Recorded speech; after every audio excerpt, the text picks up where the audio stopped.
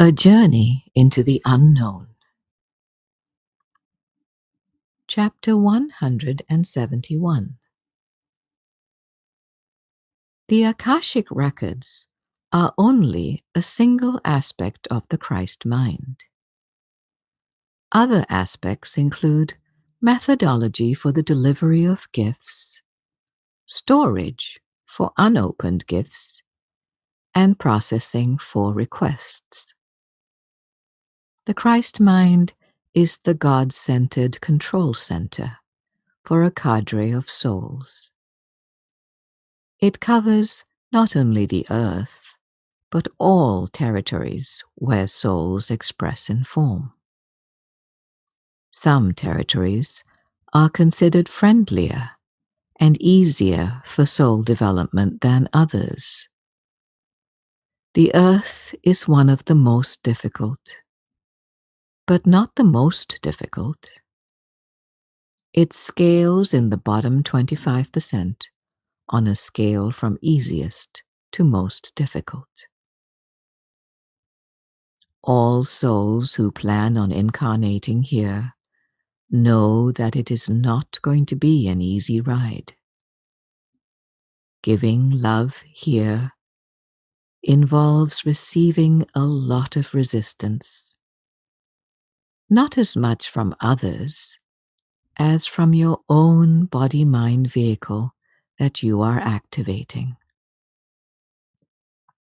The Earth's beauty is a big draw, as is its familiarity. Souls tend to want to come back to a canvas that they have used before, even though conditions change over time. 2020 is different than 1980, or 1900, or 1800. Where in the world a character is located, and the race, education, and socio-economic conditions also play into the level of difficulty. A soul can play a character with a difficult personality, difficult conditions, difficult castmates, on one of the most difficult worlds, and yet somehow they manage to pull it off a good amount of the time. Different worlds experience time in different ways. Human brains think of linear time. Things here, including bodies, age over time. Yet in reality there is only now. The past could be considered a collection of former nows. There is no future yet. It hasn't been created yet. That now moment is not here yet. None of us know exactly what the future now may look like, but there are probabilities that are likely possibilities. Chapter 172. You could say that God reproduces itself in order to have a multitude of experiences to strengthen itself before it returns to itself. This is what really transpires here and on other worlds. It hasn't always been a happy ending for some of our projects, however. Souls always return home eventually. But you see, we want the earth to be our home too. We want this earth project to be as much of our home as the non-physical world is. We want to come to the earth to create and extend love without any resistance.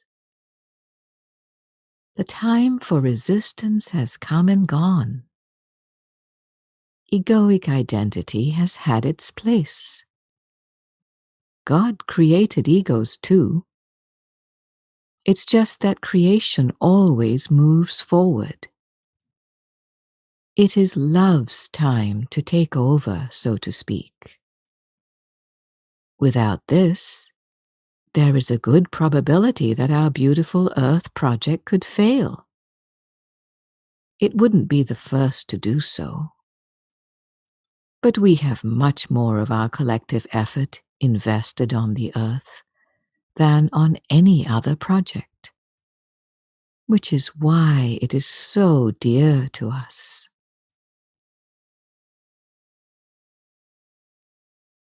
Chapter 173. The drum has been sounded for all who know the truth to represent it fully 24/7. Everything has to become all about love. This sounds very serious, and it is in a way, but we actually want you to stop being so serious. Enjoy the rest of your time here, serving love, which means giving and receiving are one in truth. Have fun giving love. If you know ahead of time that you will be entering some kind of serious situation, then determine to go in with love and lightness, and come out with even more love and lightness.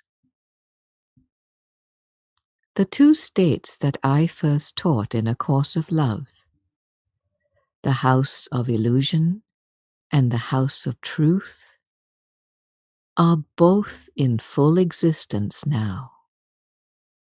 However, members of the house of truth will be called now more than ever to enter the house of illusion to influence those inside it. You have heard of the term influencer on social media, which usually has to do with brand promotion, style, and sometimes political agendas. We want each mature soul to promote love by simply being it. Everyone will wonder what drugs you're on to be so happy and carefree all of the time. This is how everyone can be all of the time. All they have to do is follow your lead and let go of the idea of control and of having a separate will. Having a unified will, immersed in love, is much more fun.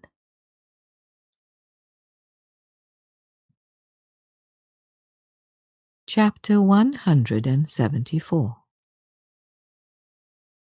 Love is responsible. It is not at all the same as an irresponsible person not caring about tomorrow or what it may bring.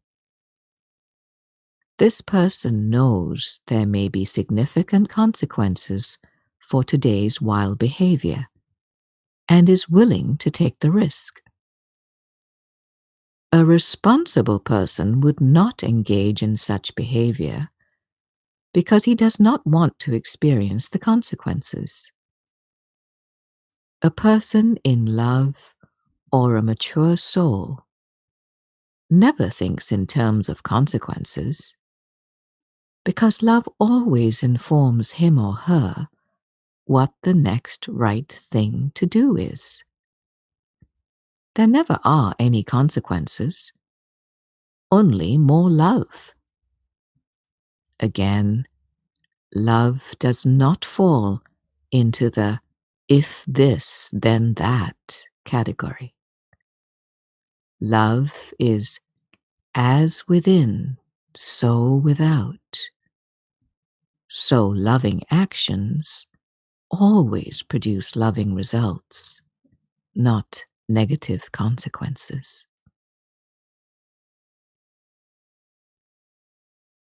Chapter 175. Do you remember a time when you prayed to God about something that was unsettling to you at the time? Did you receive the help that you requested?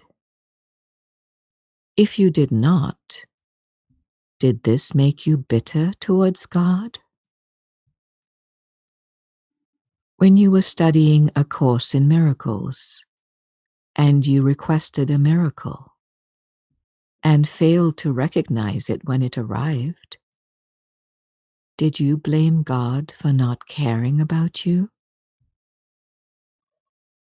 When you read A Course of Love and spent 40 days on the mountain with me, did it give you new faith in the relationship I have with you and the one you have with me and with God? I bring up these questions at this time because spiritual relationships are like human relationships sometimes, in that there can be misunderstandings and bumps in the road if one partner in the relationship is moving from a mind-based experience to a heart or soul-based experience. Now you are my full partner in spirit, but please don't forget your own metamorphosis. You will need to remember it and keep it front and center when you are working with your brothers and sisters. They will experience their own bumps in the road from time to time. What helped you through a spiritual crisis? What resources can you share? Now that you know who you are in truth, as you stand before your sister as an aspect of God, use your power to bring what is needed. This is probably something you never had when you could have used it. You thought God was out there somewhere and never guessed that God could stand right in front of you.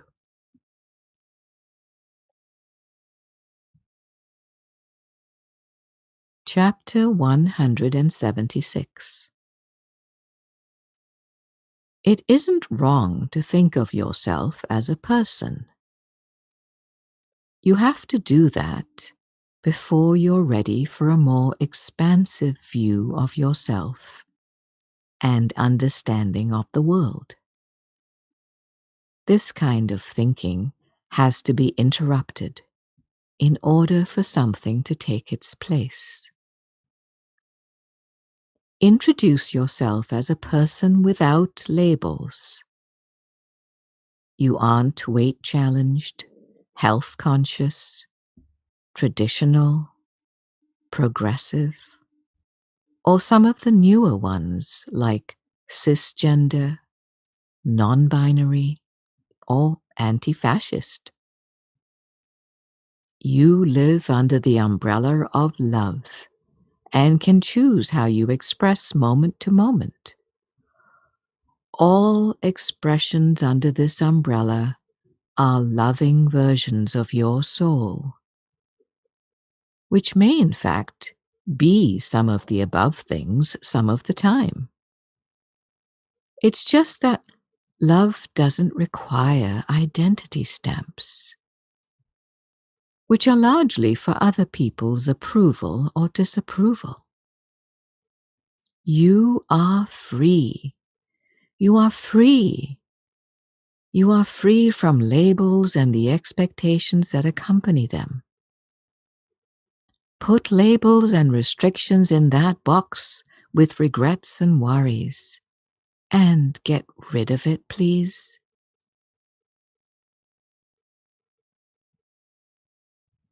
Chapter 177.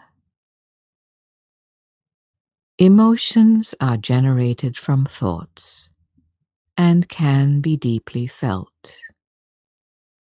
But not all emotions are from love. just as not all thoughts are from love. I have asked you to become more aware of your feelings, each and every one of them, no matter what the type. This was deliberate on my part. This was our collective movement away from mind and all of its thoughts. The next step is to ask where the thought that produced the emotion or feeling came from. Why is it in your brain? And where did it come from? Is it possible to produce loving thoughts only and quickly identify all other thoughts for what they are? Neutral or calls for love? Is it possible to only feel love all of the time? I say that yes, it is possible. And it is imperative that each of you learn how to do this. You have been taught and continue to teach each other that if you want to be labeled as a kind and caring person, then you must feel as bad or perhaps worse about a challenging situation than those directly involved. I say pick this weed out as soon as it takes root. It is utter nonsense. Get the facts. Identify any actions that may be needed. Bless those involved. And see the situation as a potential learning opportunity at the soul level. And keep your peace and love at maximal level. Your brain may think this is callous, but it is the only way to stay in your sovereign self and not lose your freedom. Feeling bad or feeling any way but fantastic is not coming from love and is a very common trap. Please be bold and refuse to get pulled into everything that is happening in the world. Provide the love response, but don't let these situations drag you into the mud.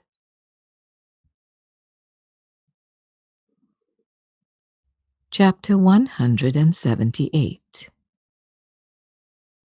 A human lifestyle driven by love all of the time will look different than the ones you are all used to. The love lifestyle does not care in the slightest what anyone thinks. The standard default lifestyle is entirely concerned with getting both external and internal approval. Love doesn't seek approval because it knows that no one is there to grant it. Love never says no to itself. It always says yes. Love doesn't knock on doors asking for permission to enter. There really isn't anyone to answer the door. Love has a free pass. It can do what it wants, when it wants to, and how it wants to. A soul may decide that a mind-body vehicle has reached its capacity for love for the time being. If that happens, receiving more love will wait a while. It doesn't go anywhere. It just waits to be received when the density of fear decreases enough so that there is space for it. Don't pay much attention to what characters do or don't do. Instead, use your gauge of their energy as a way to take their temperature and see how their soul growth is going. Soul doctors only prescribe one type of medication, which is love. Love cures everything.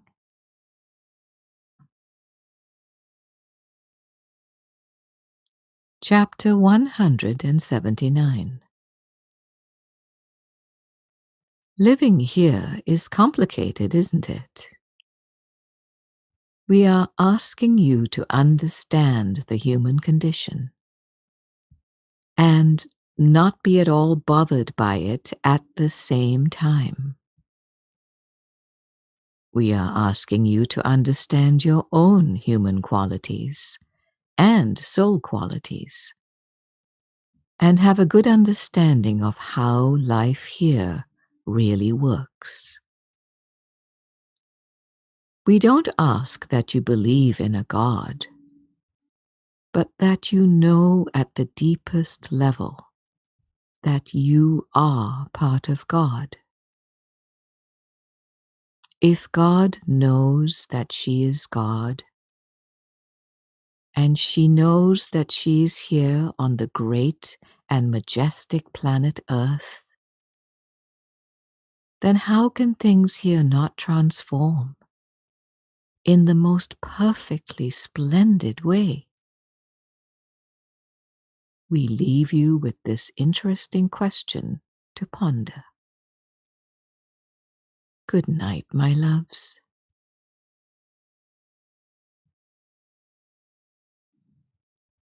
Chapter 180. I cannot build a skyscraper by myself. I need armies of workers and a high level of coordination. I need top-notch architects, materials, and quality control. Each of you is like a skyscraper. So much has gone into this project, from the initial planning stages to the steady layers of construction. The skyscraper that you are can withstand earthquakes, hurricanes, and tornadoes. You know who you are and what you are. You know who you aren't and what you aren't. You know who you represent. You are a shining beacon in the fog, a testament to the power of love. You are ready to move forward with me and all of your brothers and sisters on to a journey into the unknown. It is with great gratitude that I thank each reader of this book for your time, willingness, and dedication. Blessed be.